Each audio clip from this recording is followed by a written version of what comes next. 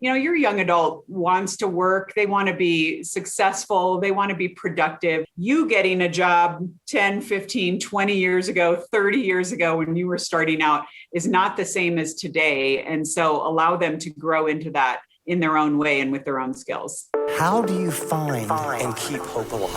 I will find hope in what Jesus Christ did for me. Do we believe? My hope is centered totally, completely in Him. Do we trust? I have hope today because of what Jesus did on the cross. His hope doesn't change. Hope is triumph in our triumph. As a parent, you hear many things throughout the different stages of life. You're told, wait till they start moving. You'll have to keep up with them.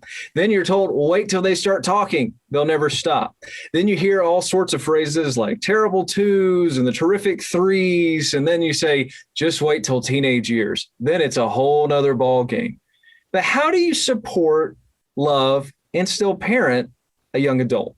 Someone who's on their own, finding their way in life. And as they're trying to find their way in life, figure out how they're going to be provided for in life. Well, my name is John Wood. I host the afternoon show on the Light FM. I'm not an expert, but thankfully today we're joined by one. And I'm so thrilled and honored to welcome Lisa Anderson, host of the Boundless program with Focus on the Family, as well as the director of the young adult ministry portion. And Lisa, it is such an honor to have you here today. Thank you for your time. Well, John, it's great to be here. Lisa, this is such an interesting topic because as a dad myself of young children, I know this phase of life, the Lord willing, is going to come at some point, and it scares me to death that my little precious babies are going to grow up and they're going to face a lot of the same challenges, or all of the same challenges and new ones that I faced making my transition into adulthood. And for many of them, it's an odd dichotomy because here we are on the one hand, we go through this phase where students feel like they know everything. Like, we've got this, we don't need you, mom and dad. But then when they step into this world of unknowns, all of a sudden, maybe mom and dad know a little more than I was giving them credit for.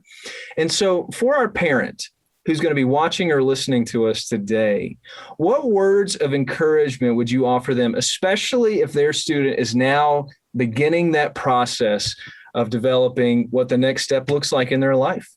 Yeah, well, the first thing I love to encourage parents with is the reminder that God cares about and knows about your kids more than even you do.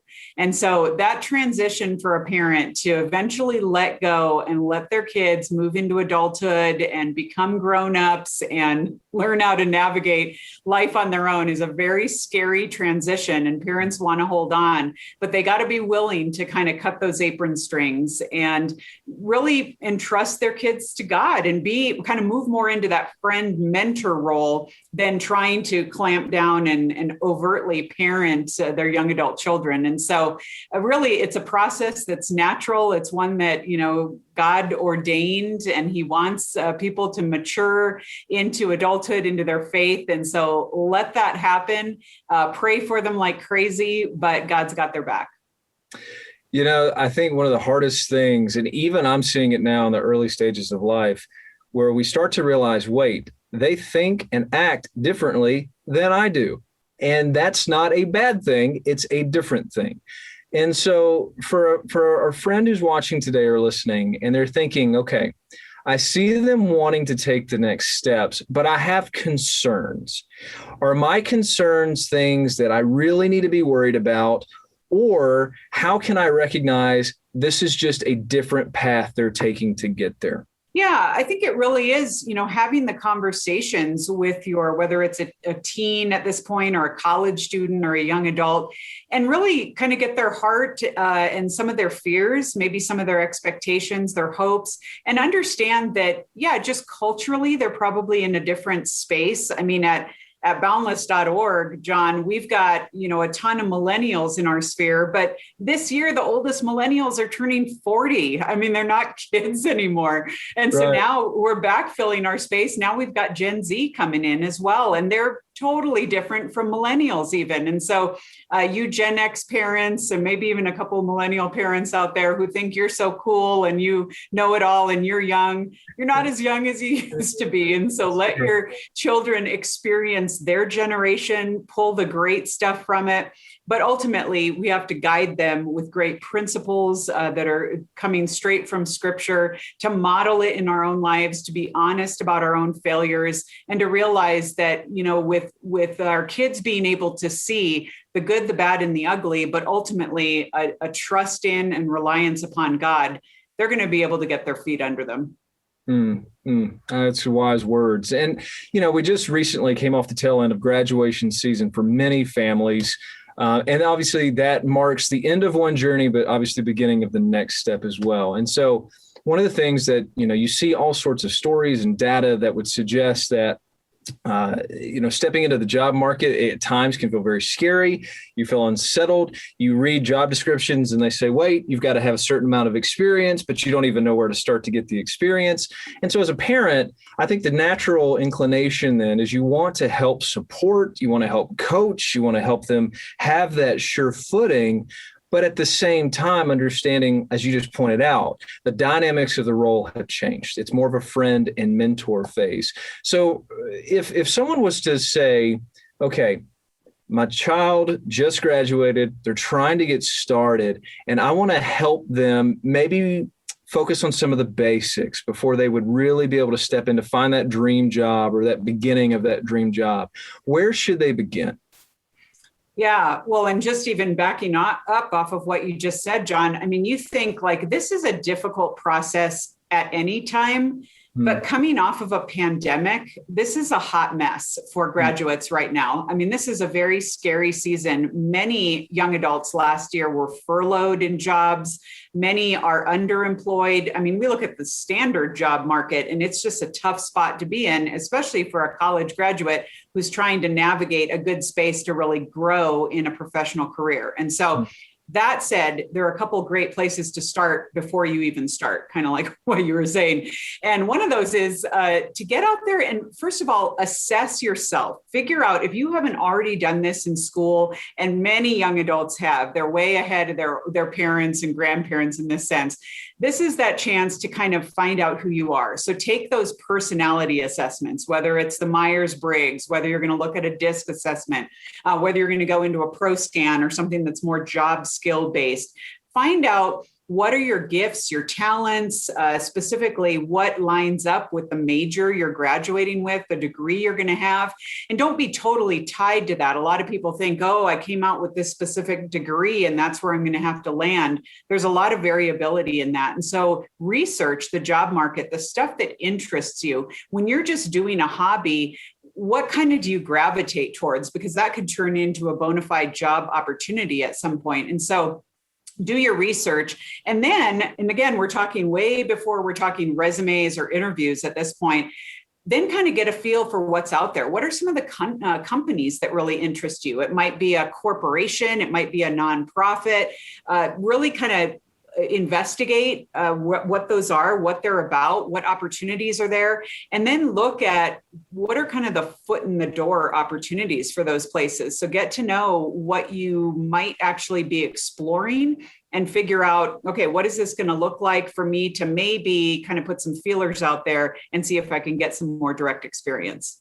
It's interesting as you're pointing that out, because so many practical steps you just offered. And I think sometimes we may even have a tendency to discredit our own experience and the things we've learned. Could this be an opportunity as well for parents maybe to deepen the relationship with their child by reflecting back on maybe some of the mistakes or some of the things they wish they had been told before they started the process themselves? Oh, absolutely. And I do this all the time at Boundless, because I think people look at my job now and they think, oh, Lisa, you host this podcast and this radio show, and you're just like doing awesome stuff and your job is so exciting.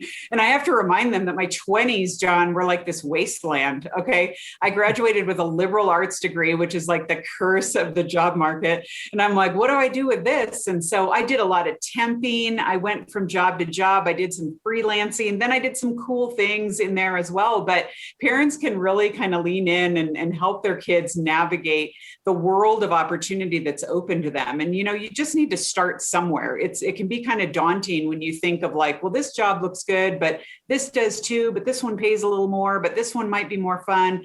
And it can just be, you can be overwhelmed. And so parents can really give their kids a head start here. And one great way that they can do this, John, and I tell young adults to go after this all the time, the power of the informational interview. Okay. People way underestimate this. Okay. And what I mean by the informational interview is you're not going to someone for a specific position. You're not asking them for a job. This is where parents, every friend that you know, those folks at church, those colleagues that you have, connect them with your young adult child just to sit down maybe for a cup of coffee and talk about what they do, the good about their job, how they got into their field. And this is, and any young adults, as you're listening here or watching, do this. This is where you go after, your people at church, your mailman, your hairdresser, you just sit down with everyone and anyone and say, how did you get where you are today?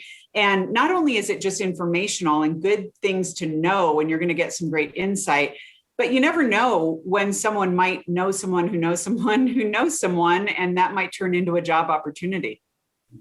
I love that you brought that up, because I haven't thought about it quite the way that you just said it, but the informational interview, I think, makes so much sense in so many ways. And it's interesting too, because when you think about the interview process, it seems like, maybe I'm wrong, but it seems like more and more these days you hear stories about mom or dad went to the interview with their young adult. And then, while some may say, well, that's ridiculous, why would they do that? Others would say, listen, I know my child is struggling in these areas. I want to try to help and be supportive. So you try to welcome all folks into that from that spectrum. But when it comes to empowering your young adult, or maybe even wrestling with some of your own fears for your young adult, what kind of perspective is healthy for us to maintain as we think about the right way to support them as they're starting this process?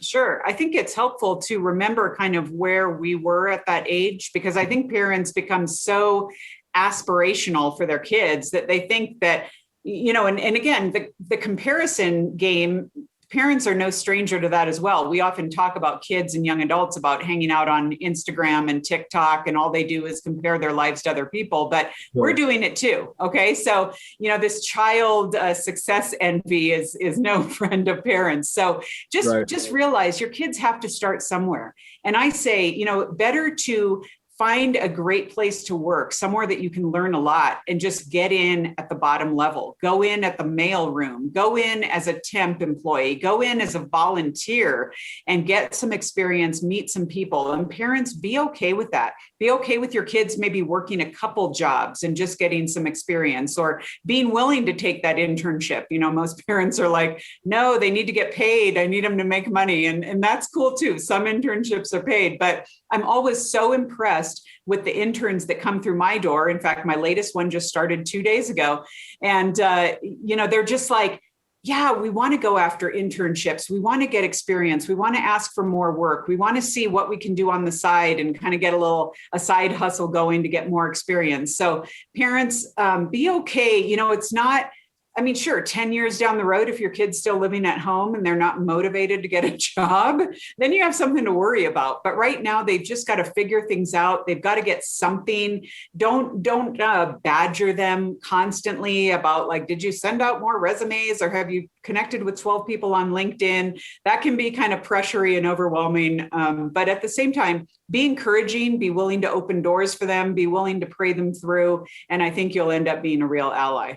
What would you say as far as a parent who's trying to encourage someone who maybe isn't having that initial success? What have you found through the years to be effective affirmations to tell young adults as maybe they're not seeing that instant success that they're maybe used to in a text message? Maybe the job market's not quite the same way. What are some things that parents can tell their kiddos, their grown kiddos, to help them just to not be too hard on themselves or not be too down? Yeah, I think part of it is, every job that you do, sometimes you're going to do jobs and sometimes you'll do careers and sometimes you'll do callings, and you maybe move through different seasons at different points in your life. Like I said, in my 20s, I did a few really awesome things and then those things ended up not panning out. And so then I was back to just like working a temp job, or maybe I made another move and tried somewhere else and, even moved geographically. And so I think parents, it's as long as your kid is moving in some direction, we always only half jokingly say God loves steering moving vehicles, so as long as we're not sitting on our hands and are saying, well, God, I can't trust you in this season. You haven't shown up for me. Always looking forward, doing something. It might just be a season of paying the bills. It might be a season of welcoming your young adult home for a season and setting up some ground rules. I always tell parents, this isn't like a free for all. You tell them what your expectations are. Maybe if they have a job, you charge a little bit of rent and put a structure there to that. Set it up like a business deal. That's necessary. That's good and healthy. But maybe you encourage them in that way, or maybe you introduce them to someone who could kind of give them a little bit of an opportunity or a foot in the door, or someone that we talked about informational interviews. Another great opportunity is for young adults to shadow someone at their job. So maybe it's just for a day, maybe it's for a week, and maybe they offer some volunteer services in that, but parents can be a great connecting point in that. But what you don't want to do is project out to the worst case scenario of like, oh my goodness, what if a year from now you're still living here and you don't have a job yet? Well, we don't know where God will have your young adult in the year. And so just trust the process and know that, your young adult wants to work. They want to be successful. They want to be productive. And so let them get there, encourage them where you can. But remember that you getting a job 10, 15, 20 years ago, 30 years ago, when you were starting out is not the same as today. And so allow them to grow into that in their own way and with their own skills. She's an author, a speaker, host of the Boundless podcast, and director of Young Adult Ministries for Focus on the Family. Lisa, thank you so much for your time today. For our friend who is listening or watching and might like some additional resources, where's the best place for them to go? Absolutely. Find us at boundless.org. There we publish articles. We have a group blog. We have a weekly show. We're on social media for any young adult who really wants to honor God, connect biblically with all the daily things of life, including career, money, faith, dating and relationships, and even more than that. So come and find us. We'd love to meet you. Lisa, thank you for your time. It's been a pleasure. Thanks, John.